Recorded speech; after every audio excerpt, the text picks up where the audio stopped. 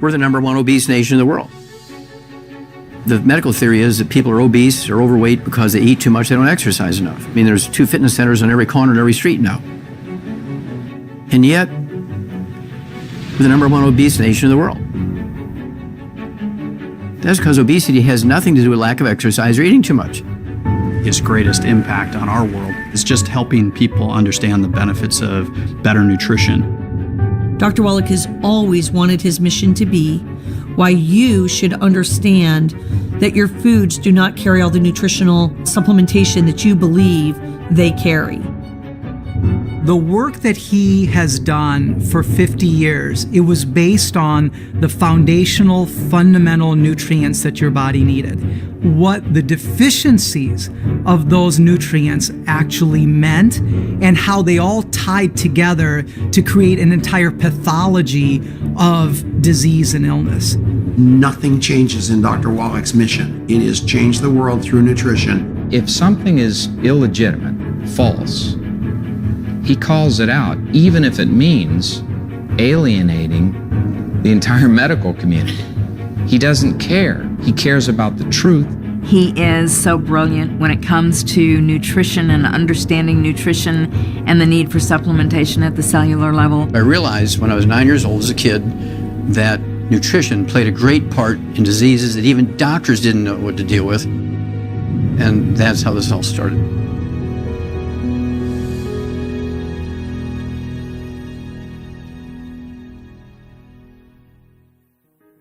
I had facial tics, little cramps in my face, and I'd squeak like a pig and make funny little noises. And it got worse and worse and worse. By the time I was 9 years old, I was truly disabled. And my mother took me to, quote, the best doctor. And she said, I can't find anything wrong with him. So the next day in school, everybody else went to lunch. I went to the library and I found a nursing book. So I just started in the index under A's and went through it. And it said it's a calcium deficiency. I had chores on the farm, including feeding some alfalfa pellets that were enriched to little bull calves, and I would read the little analysis tags on the back. And it had minerals, including calcium. And ran right to the barn and began to eat handfuls of these little alfalfa pellets myself. In 2 weeks' time, I was cured. And so when I was 9 years old, I knew there was something to nutrition. When I graduated high school, I went to the University of Missouri. I got accepted into veterinary school first try. And by 1961, I was doing graduate work in pathology, doing autopsies on animals, going for a PhD in pathology. He also studied comparative pathology, which meant comparing humans and animals and the pathology that they either shared or didn't share. And back then it was almost unheard of to be able to research back and forth between humans and animals and the things that they did share in terms of environmental impact, pollution, diseases. And in 1961, I ran into the first recognized mass die-off in pollution in America. I'm only 21 years old, I'm a graduate student. I recognized it, did all the chemistries, got it prepared for publication, and got it published. I gave Marlon Perkins, the old Mutual Omaha Wild Kingdom show, a copy of it. Because I had worked for him. He was a good friend and a mentor. Marlon Perkins was at that time the zoo director of the St. Louis Zoo, and he mentored my father and helped him get into veterinary school. Because of his pathology and his veterinarian, he had a different way of looking at challenges that the average person didn't. That whole chronicle of education is very, very important to understand, because once you understand that, then you understand why he talks about what he talks about. I need you to go to Africa and the White Rhino Conservation Project and the African Elephant Conservation Project. I don't know how long it's going to take. They're rapidly disappearing because land was being gobbled up for farming and ranching, and they require a lot of land for food. I went to South Africa on that project at the Shlishlui and Umfolozi Game Reserve. Now, you have to figure out how to tranquilize these things.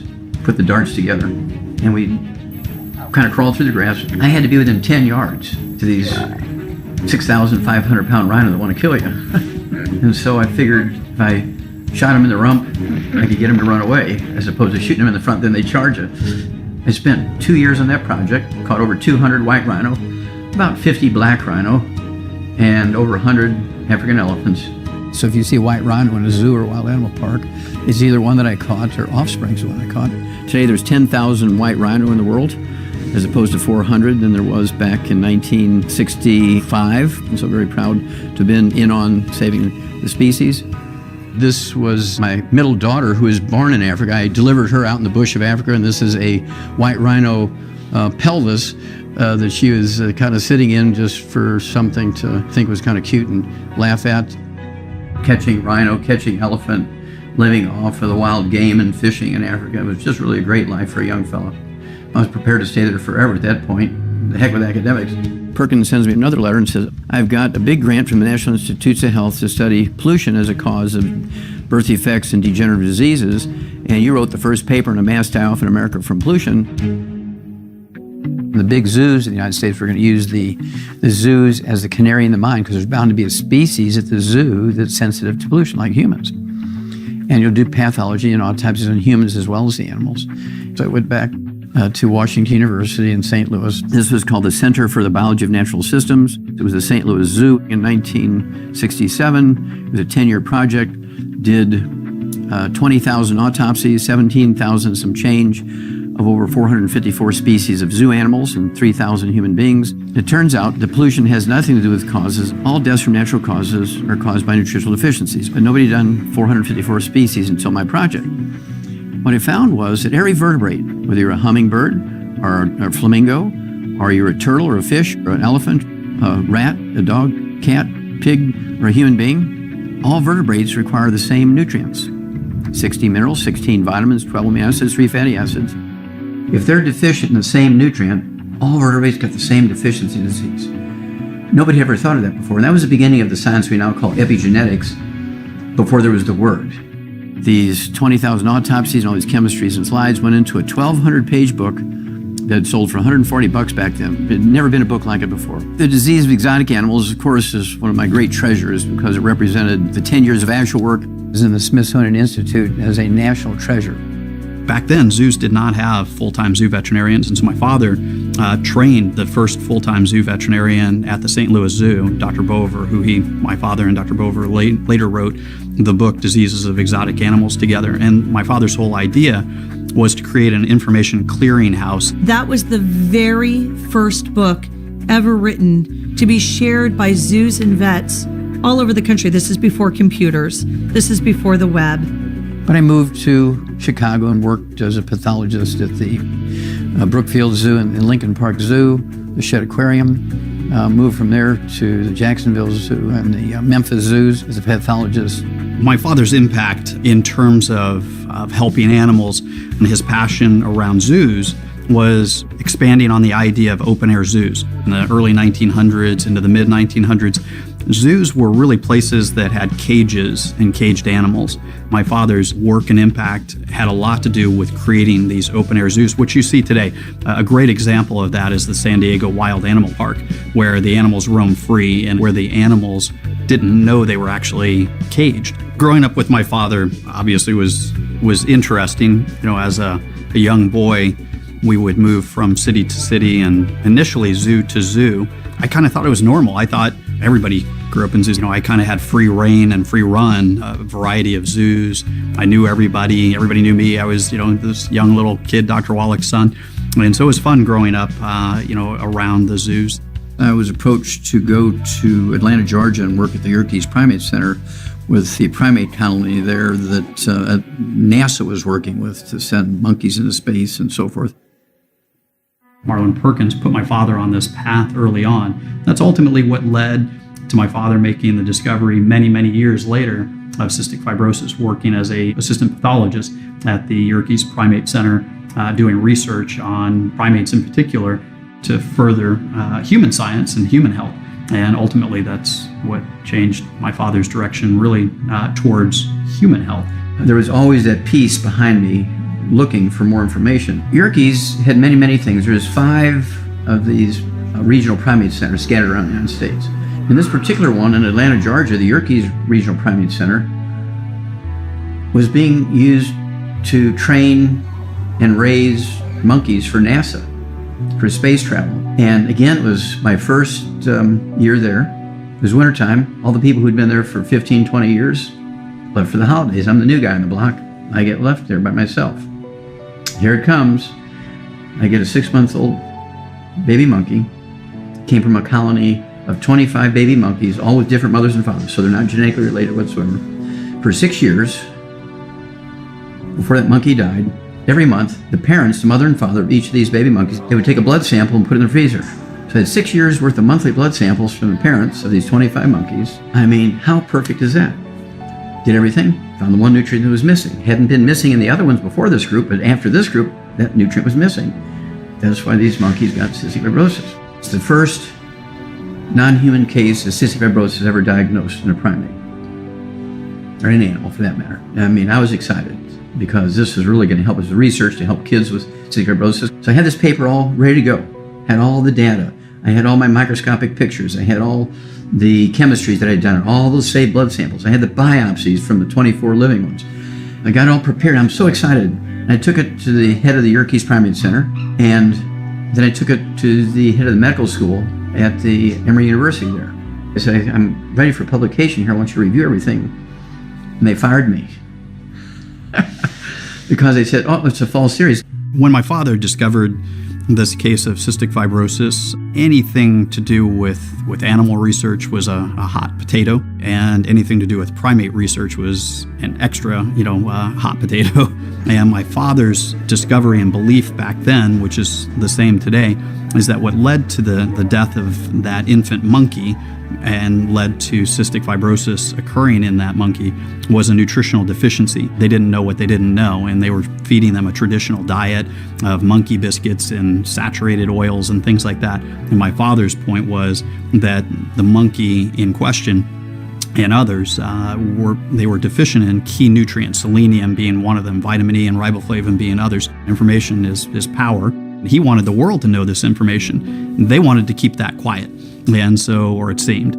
My father was willing to tell anybody. He was driving the media attention to get this message out, to get the story out, to get the information out. Wallach claims he discovered cystic fibrosis in the organs of a dead monkey while working 2 years ago here at the Yerkes Primate Research Center in Atlanta. Proper selenium levels in her diet, we can, if we're correct, then we'll be able to prevent what is called cystic fibrosis. So is he a radical rebel with a cause? Without a doubt, and he's the best one at it. Dr. Wallach has really put himself in a position to take on a lot of arrows. He wasn't worried about popularity. He wasn't worried about what other people thought.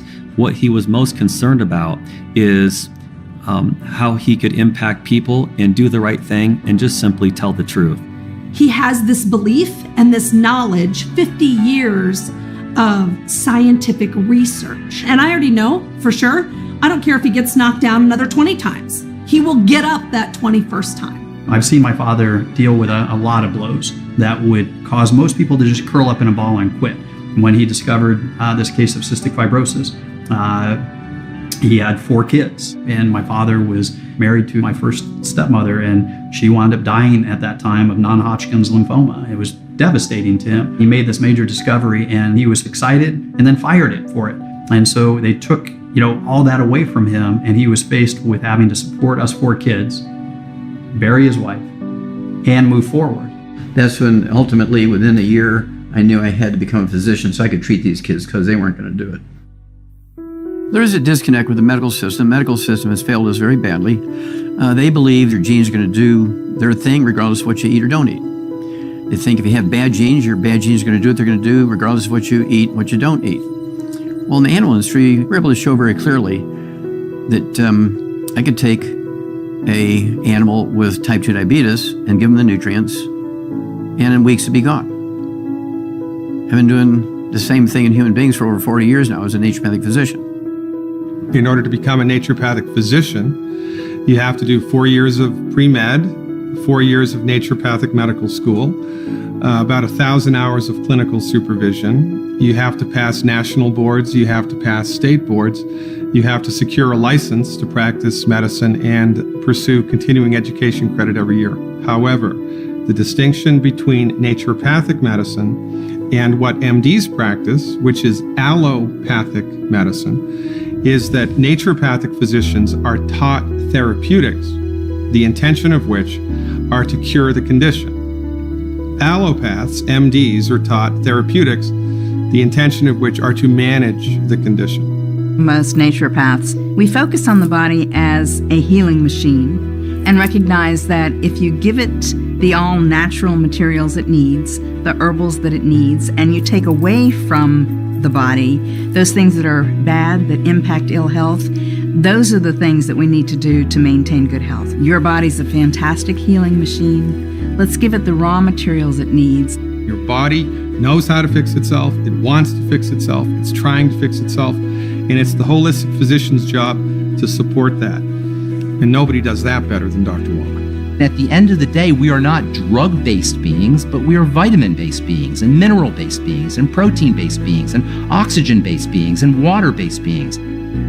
He believes in you taking your health into your own hands, and he wants you to have every bit of information you need to make a decision. You know, sir, I don't even know you, but I'm going to save your life. You know this will take 25 years off your life? Busted! Are you kidding me? The biggest misconception about Dr. Wallach is that he's just a quack, like he's just crazy. And he's like a heretic. They use these types of words, but they're using it not because of his knowledge. They're using it because of how he behaves. But here's the thing, it's no different than us. It's just that most of us, meaning 99.9999% of us, don't have a sense of purpose and mission like he does. And you want him that way because the greatest leaders of this world have been that way. And they have been the ones who has been able to transform society and made an impact. I think rebels are passionate people, and Dr. Wallach certainly fits that bill. I think you have to have a little something burning in your heart if you're going to improve health around the world. His thought process is so forward that people sometimes think it's a little insane what he's saying, or that there isn't truth to what he's saying. But he proves everything with research. If people took time to really understand, then they would see how simple his message is and how much common sense there is in it. The first time I met Dr. Wallach, I really didn't understand him. I didn't know how to take him. And because I had never been involved with a person like that who was sincerely passionate about what he did. He's only seen as this man who's on a mission, traveling 350 days a year. Where's his personal time? Where's his family time? Where are all those things? But we make those moments count when he is home. And the misconception is that he's all about work, and nothing could be further from the truth. He really is about having a great life and having a very full life. I have 4 wonderful children, 8 wonderful grandkids, and 4 wonderful great-grandkids. They're all very healthy because they've been taking the 90 essential nutrients before they were conceived, all through the pregnancies they were developed in. And so I'm very, very proud of their good health. My father, he is like a child that never grew up because he's just constantly going, he's constantly learning. And we've all known children, they are excited about life, they go until they finally just collapse and, they just crash. And, much like my 10-year-old, he'll go and go until he just is exhausted. And my father still does that. If we just eat well, why do we need to supplement? If we just eat well, do everything right, why do we need to supplement? Well, this goes back thousands and thousands and thousands of years ago when the universal fuel was wood. And when you burn the wood, the carbon in the wood, 95 to 98% of what's left, that powder, or the minerals, that they would put the wood ashes into the garden as a fertilizer. And then we ate the plants.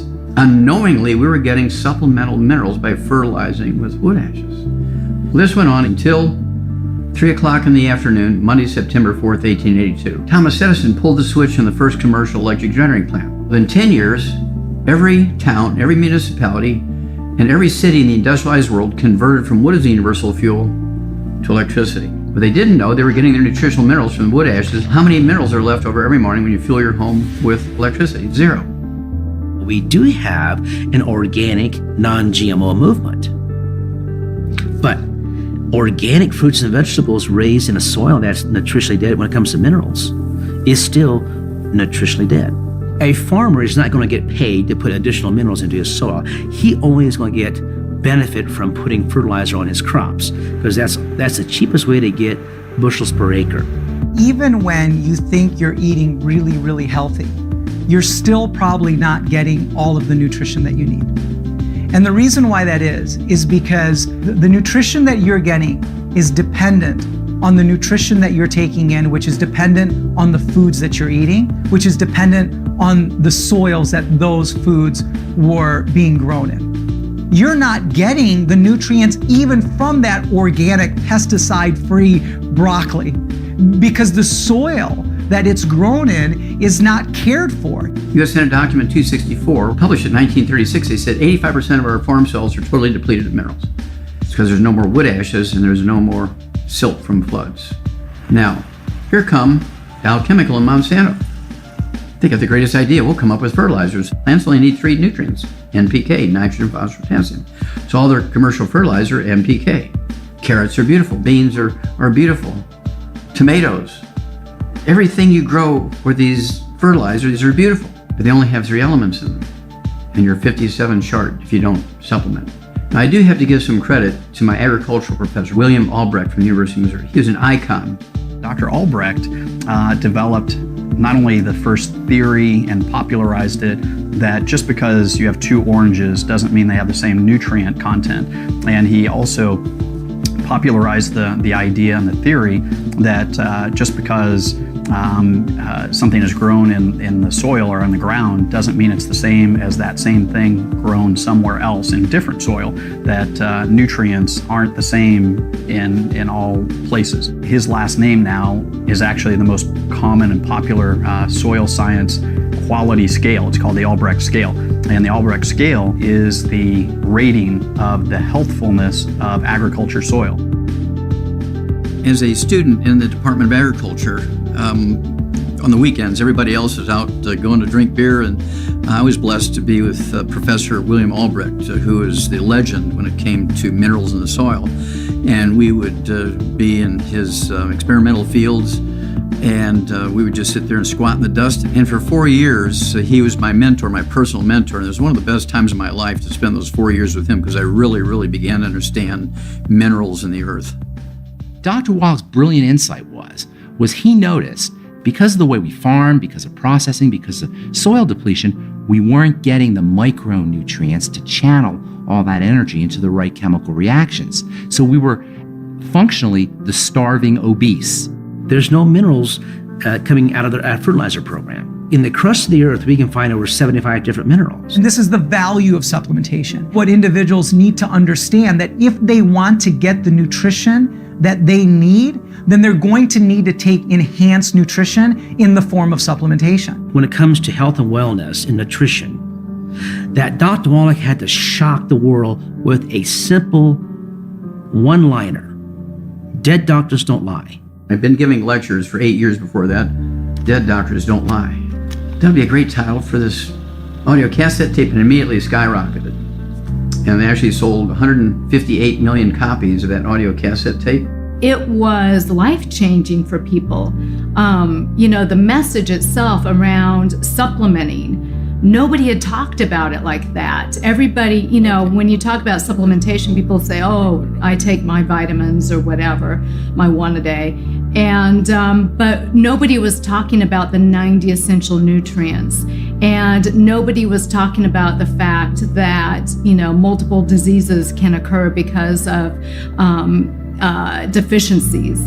And that cassette tape, and then later the book, laid it out so succinctly that it was life-changing for people. We think that the formula to health is something incredibly complicated, and he's really simplified it into understanding that if you give the body certain elements, minerals, vitamins, amino acids, essential fatty acids, then the body is going to take those resources and create a better body. It was amazing because it was originally 2.5 hours, and yet people found it so interesting. The information, they were so hungry for the information that became a phenomenon around the world. It got translated into numerous languages, and so the book is really a continuation of that 2 to 2.5 hour lecture, really filling in the rest of the story. He was an advocate for salting your food to taste. He was always a proponent of good fats and an opponent against oils like vegetable oils and margarine. This is at a time that butter was a villain. Healthy fats were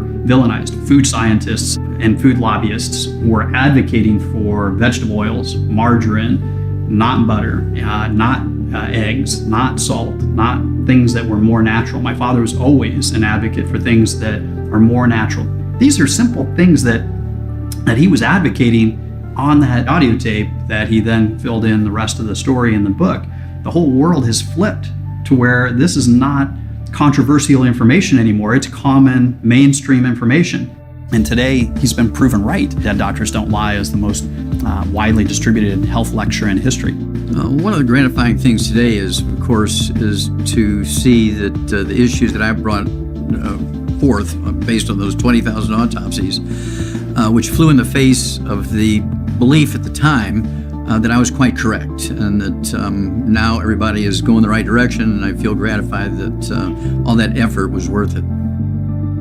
The reality is my father is a type A plus personality. He sleeps very little per night. He writes his books on flights, and he makes good use of his time. He is very passionate. He's very driven. Epigenetics is all of my clinical work and all the continuing science. Genetics will determine your eye color, your hair color, your skin color.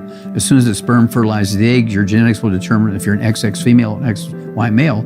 But as an overextension of this exciting new field of genetics. It's epigenetics. That is how an environmental factor, including nutrition, or the lack of nutrition, but also environmental factors like pollution and what a developing fetus encounters, whether it's lack of nutrients, adequate nutrition, chemical exposure, good clean water or bad water.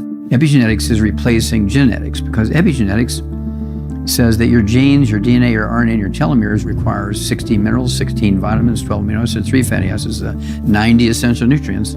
As I began to lecture around the world on the subject of epigenetics and starting to downplay genetics, this began to draw fire from the pharmaceutical industry, from the government, from the FDA. At the time, it was uninteresting. Nutrition was uninteresting to science and scientists in general. They were sure that genetics, that bacteria, that viruses, that pharmaceutical drugs held the answer, that DNA held the answer. DNA holds part of the answer.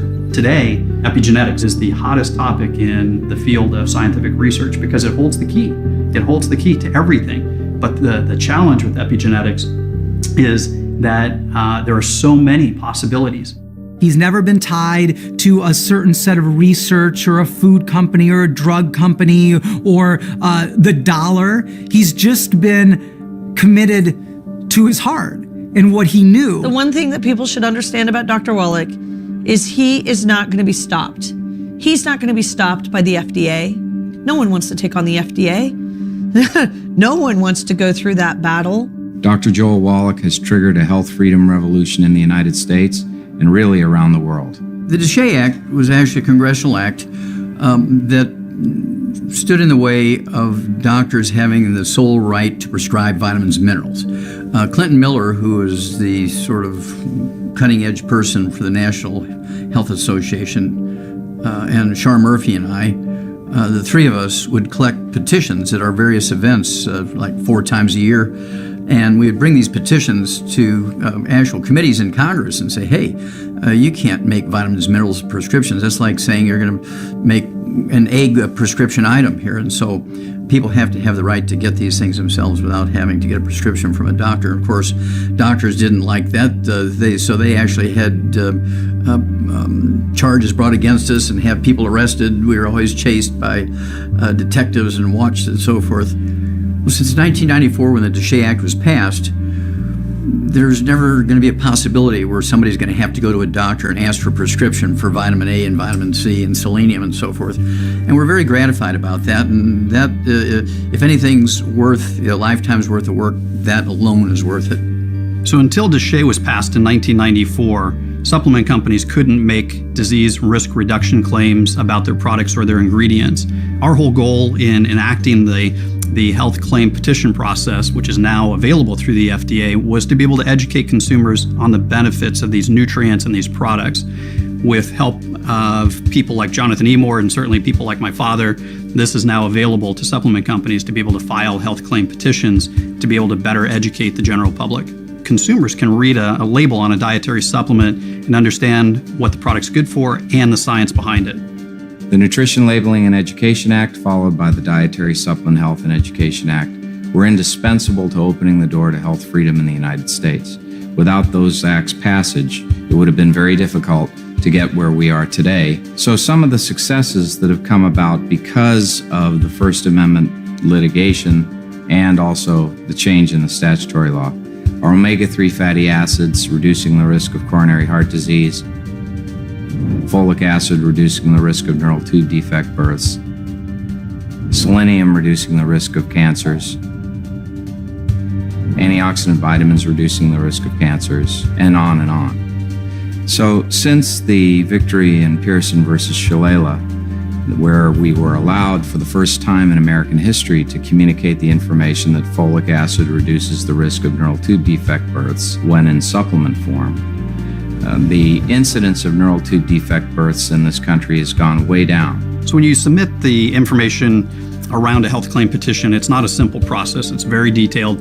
You have to accumulate all of the known science, the good, the science that doesn't necessarily support your claim, and the neutral science associated with the nutrients that you're submitting the claims for.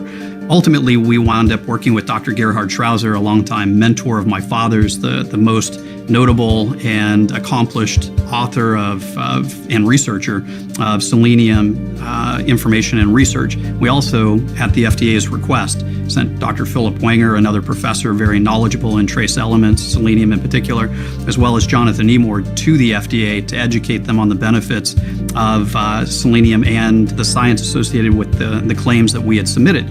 Ultimately, the FDA approved our health claim petition and the associated claims, such as selenium may produce an anti-carcinogenic effect in the body and may reduce the risk of certain cancers. If there weren't Dr. Joel Wallach, for example, we would not have been able to produce these results. It takes a person who is a firebrand like Wallach to explode the barriers, blow them up, get them out of the way, because he's insistent on our rights. He's insistent on gaining freedom that will allow us to communicate this life-saving information. So once the health claim petition is authorized, we don't get to patent that information. We don't get to trademark that information. It's available to any company that has that particular nutrient in their products. And the whole goal was to educate the general public. It was not to patent that information or copyright it. It was to make it available to the general public and to help everybody with their health through that process. Our government and the medical system says our children will be the first generation of Americans that do not live as long as their parents.